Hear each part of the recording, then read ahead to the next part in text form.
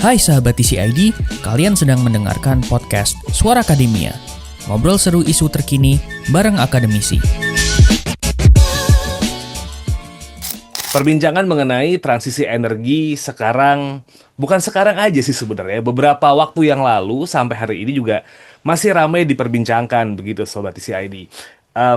Kita bisa ngelihat bagaimana penggunaan minyak mentah begitu ya, sering banget jadi tricky gitu kalau bisa kita bahas, apalagi gara-gara perang antara Iran dan juga AS dan Israel bikin jadi permasalahan. Belum juga dampak-dampak dari penambangan-penambangan yang terjadi di Indonesia gitu, misalnya kita ngelihat em, tambang batu bara di Kalimantan begitu ya, terus juga penanaman sawit, orang banyak yang lumayan concern. Tapi ketika kita berbicara transisi energi, dua kata itu sih tidak cukup karena transisi energi juga butuh keadilannya begitu. Kita mungkin bisa saja transisi apa namanya, berpindah dari sumber energi yang lama ke sumber energi yang baru.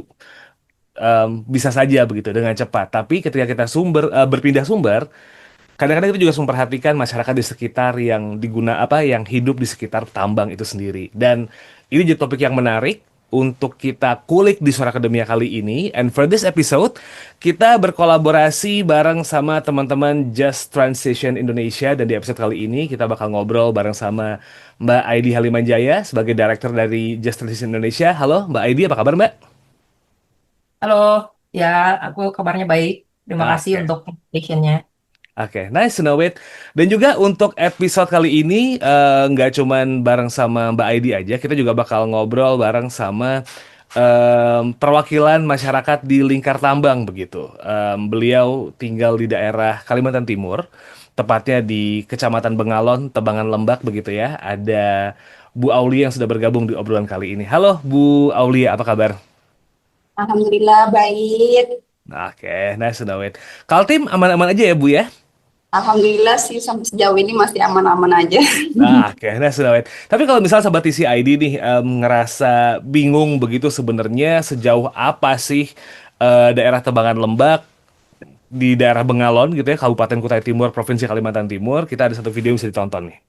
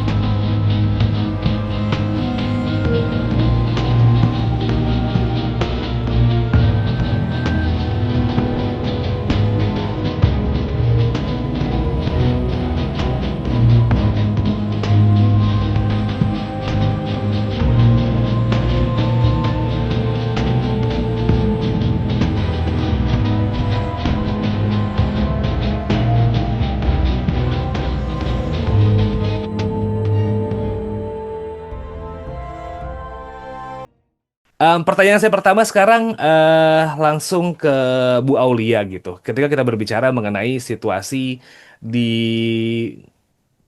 Kutai Timur ya, di Bengalon ya, Bu Aulia begitu.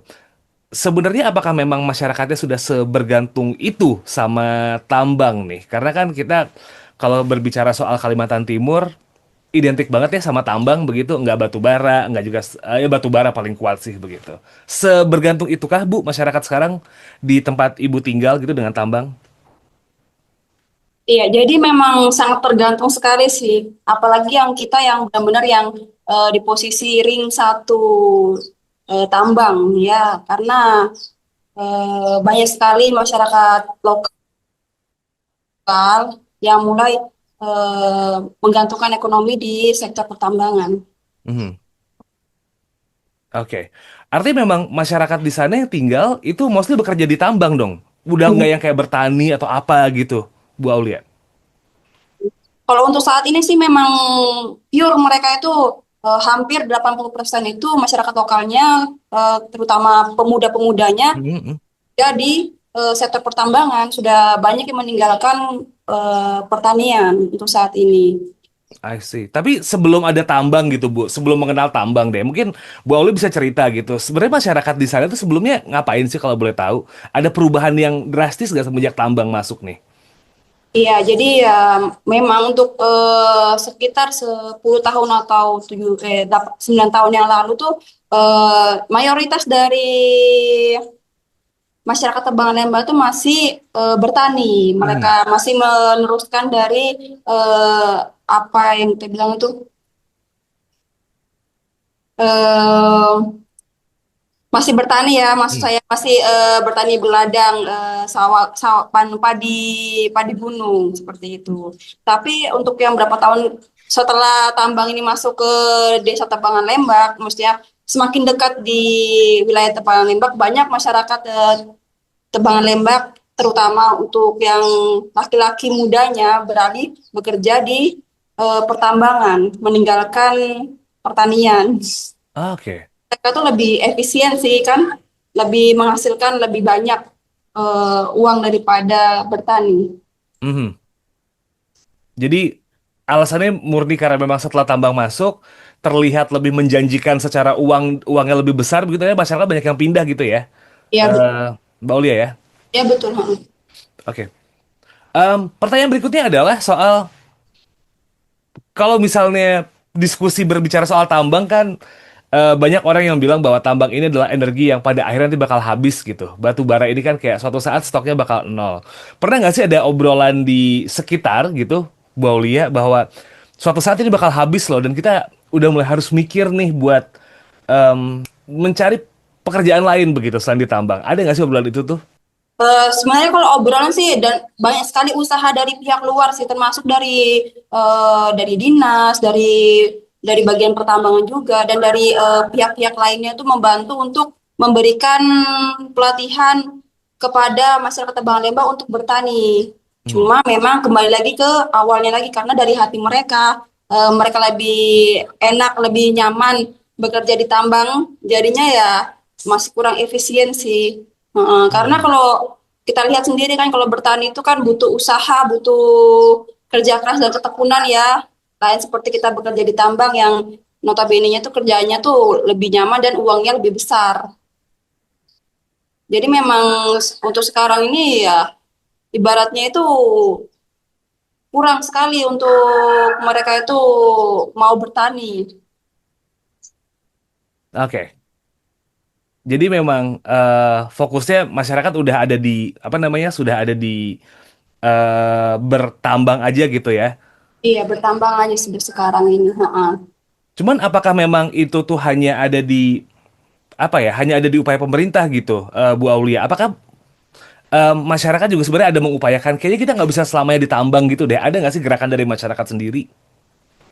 Kalau untuk masyarakat lokalnya sih yang benar-benar asli, orang penduduk asli ya, penduduk asli yang di Desa Tebangan Limas itu memang saya lihat sih kurang sih ya kemauan mereka itu. Tapi kalau untuk yang pendatang seperti maaf ya saya sebut suku ya, seperti suku Bugis, suku Jawa, masih ada mereka tuh mau berkebun seperti berkebun sawit kan karena melihat potensi sawit itu lebih besar kan untuk 3 tahun 4 tahun ke depan kan ya. Nah, mereka mulai bertanam berkebun sawit di Tebangan Lembak. Tapi kalau untuk yang lokal sih benar-benar nggak ada pergerakan. Nah, untuk bertani mereka menggantungkan kehidupan mereka di pertambangan kan. Selain itu juga kan banyak mereka itu yang mendapat gusuran itu. Nah, tanah mereka dibayar oleh tambang kan, jadi masih ada simpanan uang mereka seperti itu. Baik.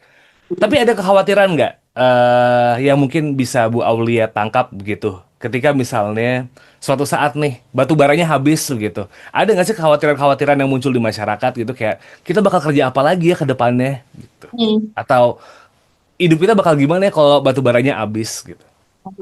Jadi memang saya juga sempat berapa kali bercerita dengan warga lokal ya kan, bagaimana nasib kita ini kalau misalnya tambang ini habis, karena memang kan sekarang aja kan untuk ownernya itu kan di sini kan KPC ya. Ya. Tapi kan KPC itu kan nggak langsung rekrut karyawan kan, mereka melalui Sukon ya, labor supply-nya, yang alhamdulillahnya itu diambil oleh BJM, ya PT BJM. Nah PT BJM ini memperkerjakan lokal, ya kan. Tapi karena mereka tuh Sukon ya kan yang kontrak, jadi kan nggak nunggu bertahun-tahun kan, kalau habis kontrak kan selesai juga kan kerjaan mereka. Nah, ini juga sudah mulai ada pengurangan. Jadi mereka tuh sudah mulai khawatir, aduh bagaimana ini nanti ini. Sedang kita ini mau mencari payau sudah tidak ada payau karena habis sudah diambil tambang kan lahan mereka. Mau bertani juga sudah tidak ada modal seperti itu. Hmm. Sudah Jadi untuk sudah mulai untuk mereka tuh khawatir tentang kondisi mereka sendiri. Nah, ya, baik. Thank you. Kita sekarang mungkin geser ke Mbak Aidi dulu nih. Kekhawatirannya lumayan serem ya, Mbak Aidi gitu. Sedangkan upaya untuk transisi energi, let's say meninggalkan gitu, lumayan urgent gitu for now. Kalau Mbak Aidi sendiri ngelihatnya nih Mbak, dari perspektif yang biasa teman-teman Just Transition Indonesia lakuin, hal-hal yang terjadi di masyarakat itu gimana nih Mbak? Aidi ngelihatnya sekarang Mbak. Ya, terima kasih. Hmm, saya melihatnya tuh cukup prihatin ya, karena sebetulnya ini kan kebutuhan atau battle jangka pendek untuk gimana bisa mendapatkan penghasilan, kemudian dari bulan ke bulan, bahkan minggu ke minggu gitu ya, tanpa diberikan ruang atau diberikan nafas untuk berpikir atau merencanakan jangka ke depan ya, terutama nanti gimana kalau anak-anak saya nggak bisa sekolah dengan kehilangan pekerjaan gitu ya, dan yang tadi disebutkan soal masalah skill dan juga kepengetahuan, practical knowledge dan um, mungkin practical skills ya, itu penting sekali untuk bagaimana kita punya second income atau second source of income gitu. Jadi kalau di dalam kehidupan masyarakat lokal, saya lihat tuh belum ada agenda untuk bagaimana membantu mereka untuk memikirkan sumber lain. Dan patternnya saya rasa mirip ya di setiap lokasi tambang yang ada di Indonesia ataupun di lokasi komoditi ekstraktif. Mhm. Jadi kalau ngelihat status quo di hari ini nih Mbak Aidi, is it that hard untuk menerapkan transisi energi yang berkeadilan gitu Mbak? Karena masyarakatnya sendiri juga kayaknya nggak siap begitu kalau misalnya memang ada transisi energi untuk menghadapi permasalahan ini nih Mbak. Iya, sebetulnya em, sulitnya itu karena, jadi kalau saya bilang sulit nggak sih? Ya, saya akui sulit ya kalau memang belum ada potensi lain yang terlihat atau menjanjikan. Jadi misalnya ada contoh di mana sukses nih tambang kapur ya di Ya. Ramang-Ramang misalnya, pemerintah pemerintahnya atau perusahaannya ingin terus menambang tapi masyarakat lokalnya menolak gitu. Karena ada potensi lain di mana misalnya mereka sudah merasakan di sana ada pendatang pariwisata misalnya atau ada pendatang untuk kebutuhan lain, sehingga di situ ada persinggungan atau versus gitu ya antara ekonomi dengan diteruskan pertambangan dan ekonomi bila tidak diteruskan pertambangan. Nah, tapi kalau belum ada indikasi apa nih potensi penggantinya, itu memang sulit. Jadi secara ekosistem memang perlu dibuat percontohannya atau dibuat semacam trigger-triggernya. Nah, itu yang sebetulnya perlu mulai dilakukan jauh-jauh hari. Tidak bisa dalam waktu misalnya 10 tahun sebelum tambang tutup gitu ya. Walaupun ada kewajiban pasca tambang dari semua PT untuk menyediakan hal tersebut.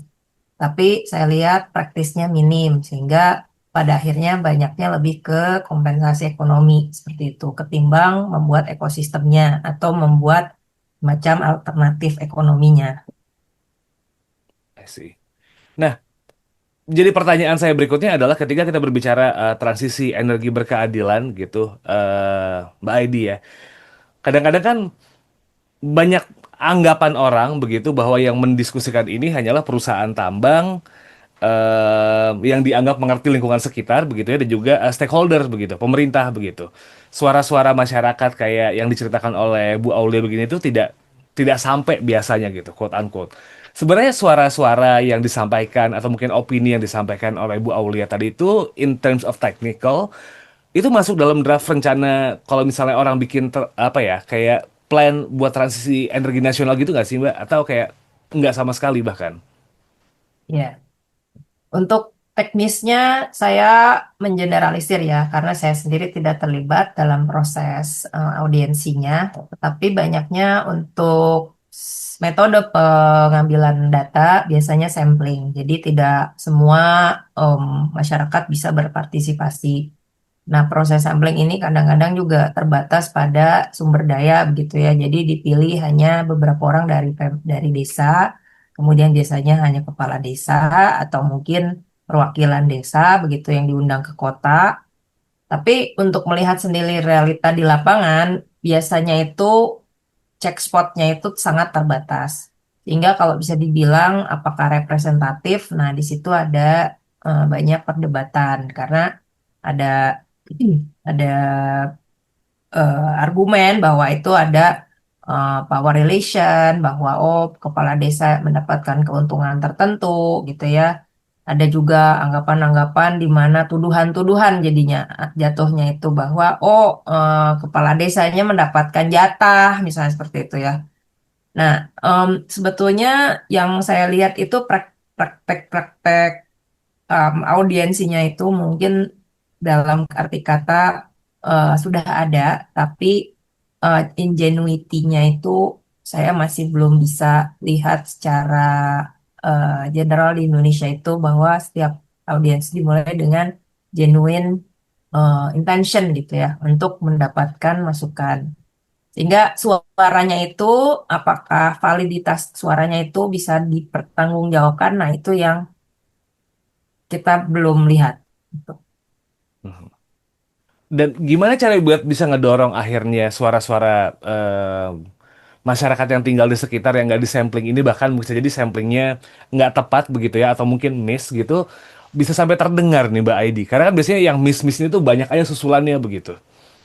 Ya, ya ini pertanyaan yang sulit sih jawabannya ya. Jadi Mhm. sebetulnya dari motivasi pengelola sumber daya di negara kita sendiri gitu ya. Apakah mereka memiliki keinginan untuk membangun gitu ya, membangun negara ini sebagaimana kebutuhan masyarakatnya. Nah, banyaknya kan yang seperti saya bahas di dalam diskusi soal eh, political economy behind this ekstraktif ya, banyaknya memang di situ terjadilah eh, self apa namanya political interest ya. Jadi di mana pola kekuasaan kita itu banyak juga dikuasain oleh para ex eh, birokrat begitu ya di dalam pengelolaan perusahaan. Begitu juga eh, PTA atau PTB CEO-nya kemudian menjabat sehingga banyak konflik of interest di sana begitu. Nah, sebetulnya kalau syaratnya di mana audiensi yang genuine tadi terjadi, konflik of interest-nya itu harus seminimal mungkin gitu. Jadi dibatasi dari siapa yang boleh mengambil keputusan bagi khalayak umum gitu, bukan untuk kepentingan perusahaan. Nah, ini yang di Indonesia menurut saya menjadi bottleneck dan itu juga menjadi hambatan Indonesia tuh bisa jadi negara maju karena governance sistemnya itu sampai saat ini belum bisa coping dengan masalah konflik of interest tadi gitu. Tapi kalau dibilang sebenarnya di negara maju ada nggak sih konflik of interest? Yes ada ya, tapi ada thresholdnya di mana batasan-batasan untuk penyediaan atau pengelolaan lahan bagi masyarakat itu tetap bisa diproses melalui jalur yang bersih dan adil gitu ya. Walaupun di tingkat paling atasnya sekali mungkin ya terjadilah transaksi-transaksi usaha atau bisnis yang memang tidak menguntungkan secara global atau secara nasional begitu. Jadi kalau boleh ditarik kesimpulannya yaitu dari motivasi pemimpinnya dan motivasi siapa yang mengelola daerah atau kawasan tersebut gitu yang punya otoritasnya. Oke. Kalau kita tarik pada akhirnya sekarang soal transisi energi berkeadilan gitu ya. Kan biasanya nih ketika kita sudah mendorong gitu, teman-teman dari akademisi, teman-teman think tank, bahkan juga masyarakat sekitar begitu tuh mendorong semuanya, kita cuman hanya dianggap kayak cuman bisa ngomong, bukan cuma bisa ngomong doang, berisik doang nih gitu.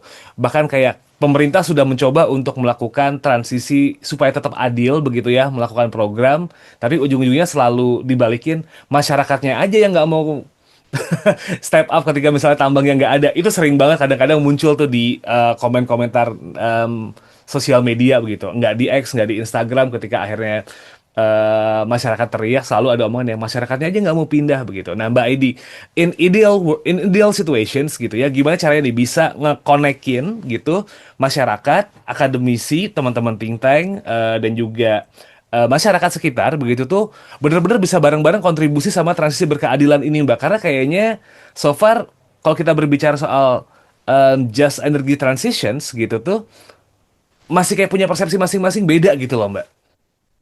Ya, thank you. Ya sebetulnya dari em, cara mendengarkan ya. Jadi kita tuh pas datang ke dalam sebuah pertemuan lokal gitu di mana misalnya ada Bu Aulia di sana, ada akademisi di sana, ada perusahaan pemilik perusahaan di sana, bisa duduk dalam eh, konteks yang saling mendengarkan dan menganggap bahwa lawan bicaranya itu satu apa ya, satu jajar ya, di mana saling menghargainya tuh kita sama-sama manusia nih gitu. Sebetulnya di situ yang jadi tantangan. Kenapa? Karena biasanya kalau perusahaan udah datang di dalam sebuah forum yang menjadi masyarakat sudah memosisikan dirinya sebagai masyarakat gitu kan, em, mengikuti apa yang menjadi arahan pemimpin begitu, dan pemimpin pun menganggap masyarakat ini hanyalah masyarakat gitu. Nah itu yang sebetulnya stereotyping di dalam masing-masing pribadi itu yang harusnya diselesaikan dulu ya sebelum dimulai gitu meeting tersebut. Dan biasanya di Indonesia itu tidak pernah terjadi. Jadi di skip aja udah. Pokoknya saya bawa dengan uang sekian puluh triliun rupiah begitu, sehingga saya punya kuasa, saya otoritasnya ABC, saya bisa mengganti perencanaan gitu kan. Jadi itu yang dipakai sebagai asumsi dalam melakukan diskusi dan negosiasi dengan masyarakat, sehingga nilai respect terhadap kita sama-sama manusia itu kayaknya hampir nggak ada ya. Pokoknya saya manusia dengan jumlah resources yang saya berapa punya gitu, di dalam setiap negosiasi atau audiensi begitu. Sehingga power relationnya itu tuh tidak terjadi ya yang ideal gitu. Nah, kalau misalnya gimana sih di em, apa namanya di luar sana gitu atau di praktek-praktek yang baik ya, Em, tidak bisa sih sebetulnya dibuat benar-benar leveling gitu ya. Tapi ada cara-cara atau mekanisme yang dimana mengurangi kesenjangan tersebut. Misalnya masyarakatnya itu diberi hak untuk mendapatkan lawyer, misalnya gitu ya. Lawyer yang sejajar dengan posisinya itu bisa bernegosiasi di tingkat yang sama, misalnya begitu. Nah, hal-hal seperti itu yang tidak terjadi karena memang resourcesnya tidak ada, terus dibuat tidak ada, disengajakan tidak ada supaya lemah gitu loh.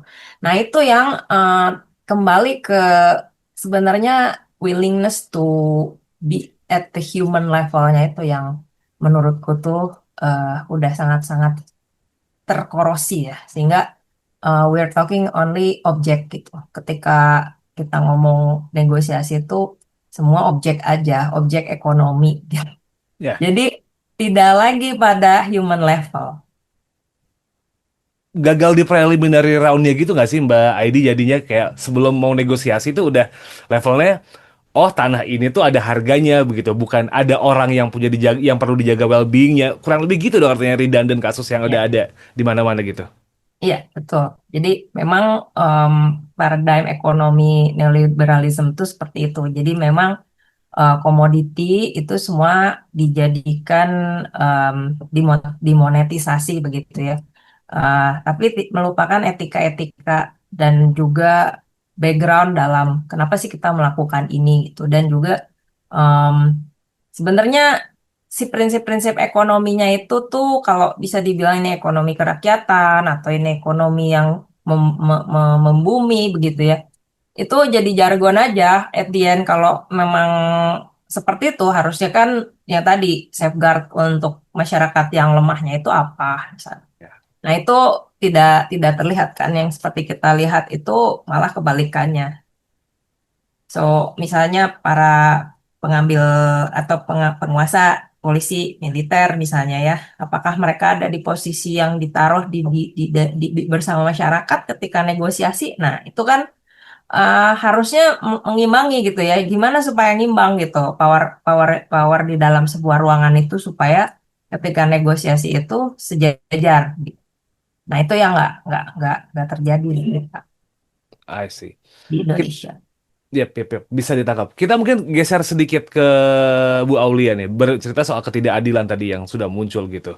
Bu Aulia, ada nggak sih cerita-cerita dari teman-teman masyarakat begitu, ngerasain bahwa kayaknya kita makin sini makin unfair deh. Mungkin di awal iya dapat pekerjaan, tapi makin sini kok tanah kita makin susut ya gitu, makin nggak bagus gitu. Ada nggak sih cerita-cerita soal ketidakadilan ini nih, Bu Aulia?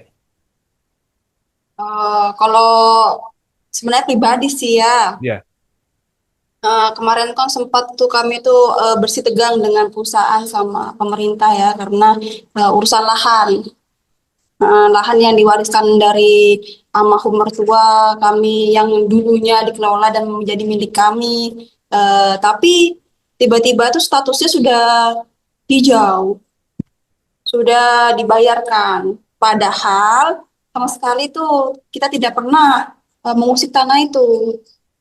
Dan itu nggak terjadi di keluarga kami aja, tapi juga berapa keluarga juga merasakan hal yang sama, di mana mereka tuh harusnya mendapatkan hak yang lumayan ya kan, karena kan untuk pergantian dari perusahaan kan harusnya lumayan kan, bisa membangkitkan ekonomi kan, tapi karena statusnya sudah hijau, jadi nggak bisa lagi.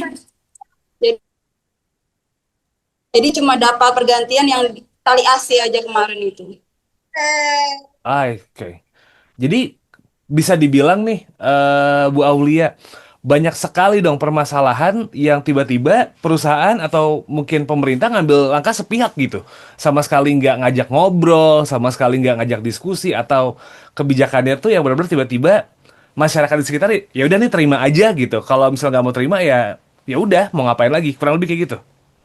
Betul sekali, karena kemarin tuh sempat sampai berapa kali tuh suami saya tuh dihadang oleh polisi-polisi. Jadi bukan lagi kita tuh berhadapan dengan perusahaan, tapi juga dengan pemerintah dan si baju coklat itu lagi. Sempat tuh kemarin tuh suami saya tuh satu orang aja, tapi dihadapi dengan puluhan polisi karena dari keluarga kami kan tidak terima karena itu tuh hak kami, tapi diambil alih oleh perusahaan yang mengaku sudah dibayarkan sama perusahaan. Padahal sama sekali keluarga kami ini tidak pernah mencairkan seperti itu. Nah, dan waktu itu juga ambigunya karena suami saya juga bekerja di perusahaan kan yang notabene juga terikat perusahaan, tapi di sisi lain ada tanah yang harus diperjuangkan seperti itu. Oke. Menarik kalau kita coba bahas nih Mbak Aidi. Artinya memang keadilan dari awal ketika perusahaan mau masuk aja keadilan dipertanyakan. Ketika mau transisi atau keadilan juga semakin dipertanyakan lagi nih Mbak Aidi, karena tadi em, proses apa namanya, pengambilan lahan juga tiba-tiba udah jadi hijau, udah jadi milik perusahaan begitu gitu. So kalau kita berbicara penerapan apa ya, prinsip keadilan dalam bertambang, belum transisinya nih ya Mbak ya, baru ketika proses tambang itu aja udah nggak ada, gimana kita mau ngomongin transisi dong Mbak? Ya, sebetulnya kalau saya mau tetap optimis. Jadi em, sebetulnya dengan kita memiliki mindset itu saja, gitu ya, kita memberikan semacam ide bahwa keadilan itu mungkin di luar sana minim gitu ya dari eh, pemerintah atau baik dari pengelola usahanya atau apapun ya. Tapi ketika ada resources yang memang berpihak pada kita gitu ya, bagaimana kita memanfaatkan itu untuk em, memberikan visi buat buat masyarakat ini dan generasi di masa yang akan datang gitu ya. Minimal mereka mengerti apa yang terjadi, begitu ya, pertama. Kemudian apa yang akan mereka lakukan dengan hidup mereka di dalam konteks apa yang mereka ketahui, gitu. Jadi kalau eh, berharap bahwa pihak tertentu atau otoritas ini akan berevolusi atau berganti atau mengganti cara pola pikir, begitu ya, itu kan dimulai dari yang menjadi eh, pencetus atau menjadi change maker ya, atau ya kita sebutnya di lapangan itu mau bertindak seperti apa. Terutama dengan tanggung jawab yang mereka miliki di dalam keluarga. Jadi minimal unit keluarga terkecil lah, satu atau dua pun gitu ya. Walaupun mereka lama-lama misalnya ya terpukul juga gitu ya, seperti tadi kasusnya Bu Aulia dan keluarga misalnya. Tapi mereka terinform lah ke depan kita harus seperti apa sih misalnya. Nah itu pun aja masih kita perjuangkan gitu ya, gimana untuk menyentuh atau memberikan visi-visi baru bagi generasi mendatang agar minimal mereka bisa survival di dalam konteks ekonomi yang seperti ini begitu. Jadi survival mekanismenya itu kayak gimana sih? Nah, sebenarnya itu yang di awal ya. Tapi kita juga mengharapkan ketika change agent ini atau seseorang di dalam masyarakat ini mengetahui bagaimana mereka harus coping with this mechanism, mereka diharapkan tuh juga akan mulai mengerti bagaimana menginternalisasi skill dan knowledge gitu ya. Dan nanti di kemudian hari kita nggak ngomongin 1 2 tahun ya, kita ngomong satu generasi gitu ya. Minimal di dalam generasi ini yang Bu Aulia bina gitu di keluarganya, dia mengerti bagaimana coping with that situation. Jadi aku juga nggak muluk-muluk melihat bahwa oh ya ini akan merubah sebuah desa atau merubah sebuah eh, kecamatan gitu ya.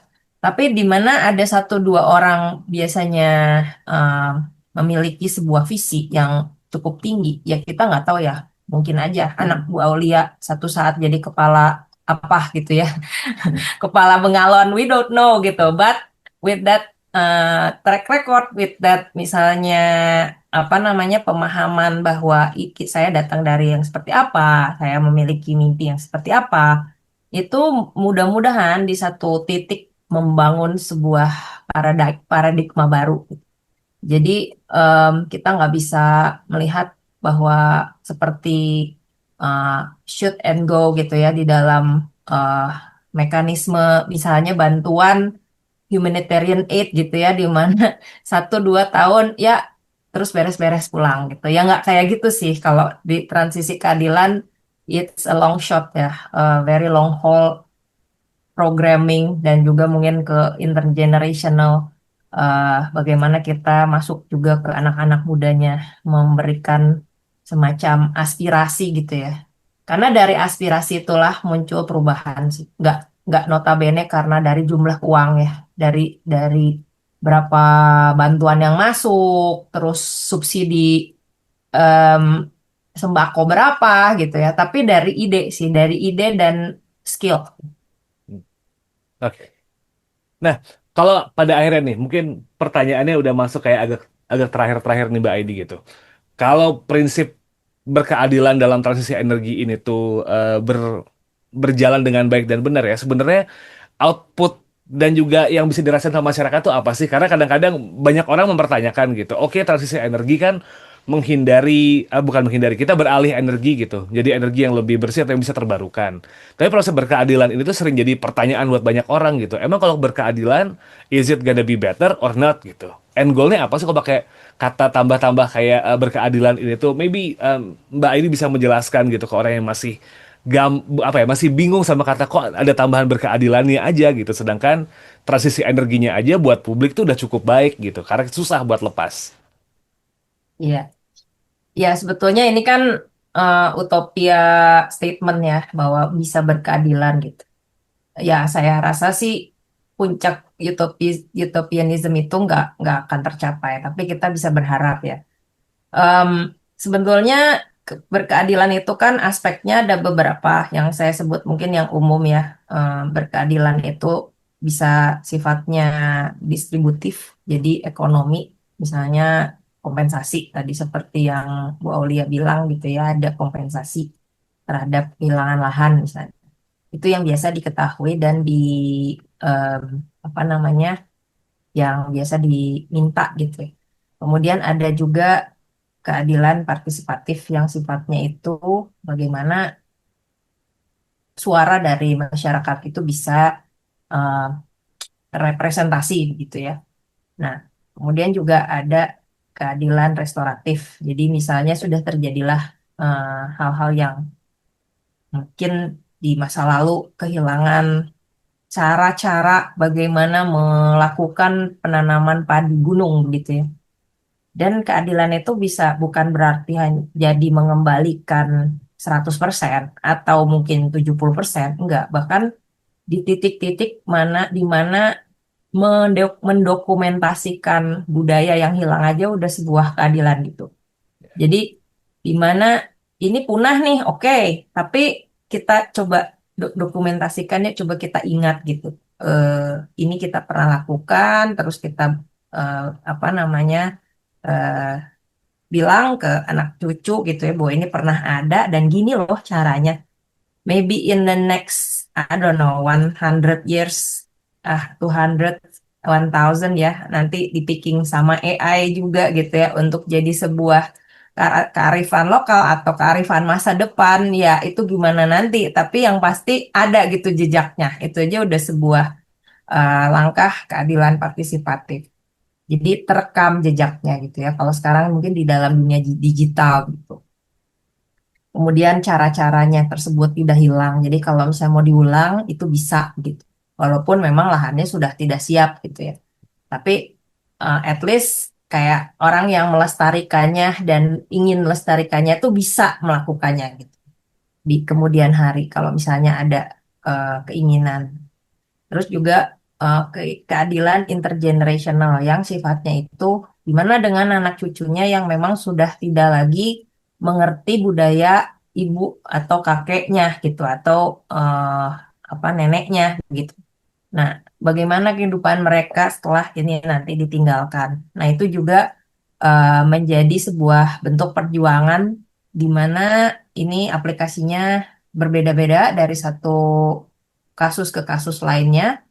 Tapi yang saya lihat keadilan yang sangat-sangat pragmatik gitu ya oleh jurnalis dan oleh aktivisme riset misalnya gitu ya. Itu di dalam mendokumentasikan. Jadi bagaimana kita membawa ini ke ranah publik digital gitu ya, supaya ketika di-retrieve kembali dan mau direkayasa ulang lah istilahnya gitu ya dalam konteks tertentu itu bisa. Karena kalau misalnya kita ngomong punah, ya kita nggak akan bisa restorasi ya sama sekali gitu. Tapi kalau ilmunya aja stay, at least we can start somewhere. Ya,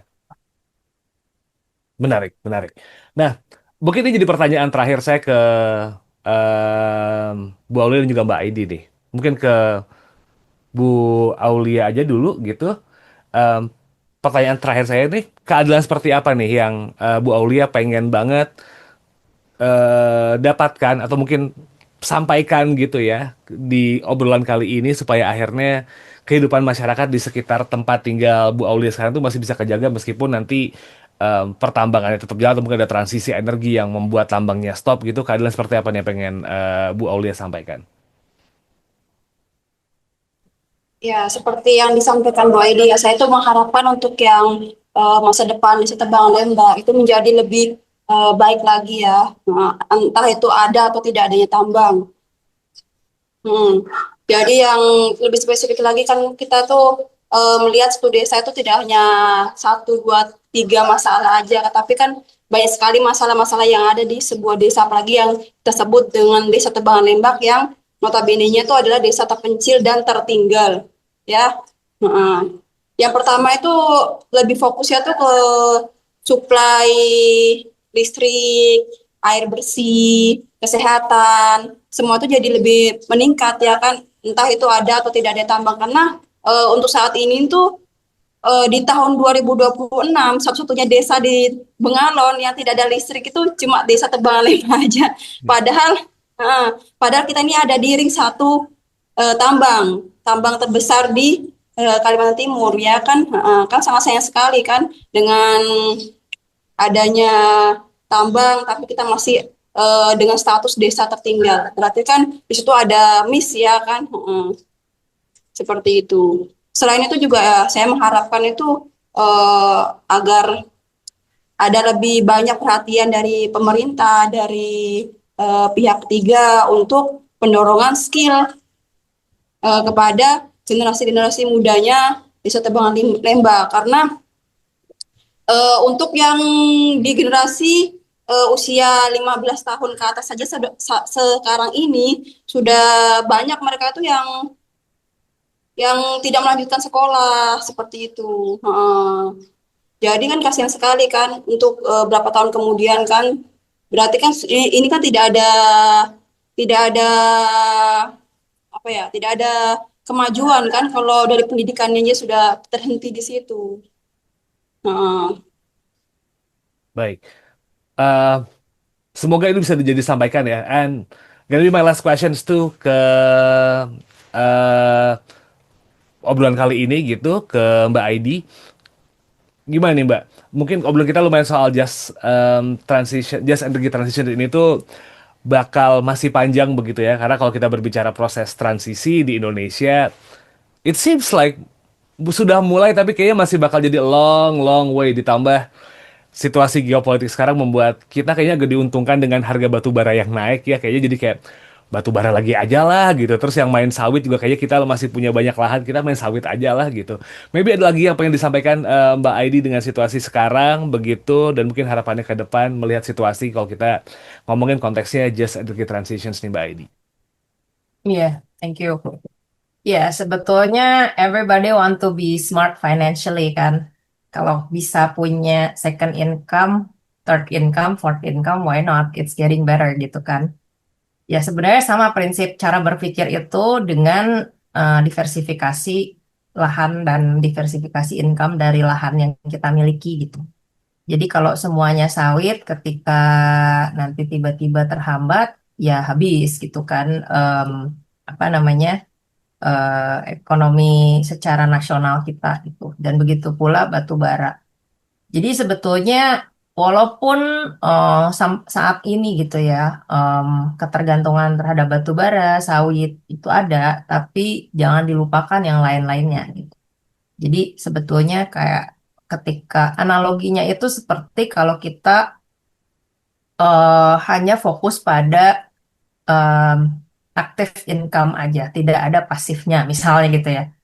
Iya, ketika kita sakit mati, dah gitu aja prinsipnya. Jadi kalau bisa diversifikasi itu tetap ada. Jadi kalau menurut saya kurang bijak ya kalau pemerintah itu hanya fokus sawit sawit semua gitu.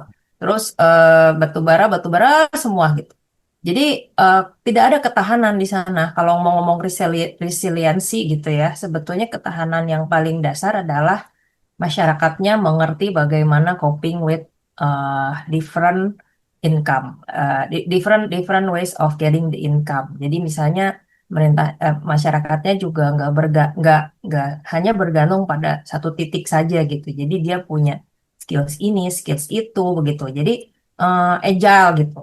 Nah, saya juga berharap ya, saya punya harapan sih, tapi saya tidak mau menggantungkan harapan itu pada pemerintah ya. Tapi saya melihat ketika kita bergerak ya, maupun hanya saya sendiri bergerak gitu, saya mau mencoba memasukkan ide tersebut kepada masyarakat. Yuk kita bisa bikin ini, bisa bikin itu, begitu ya. Skillnya tuh tidak dibangun hanya dasar satu hal aja gitu.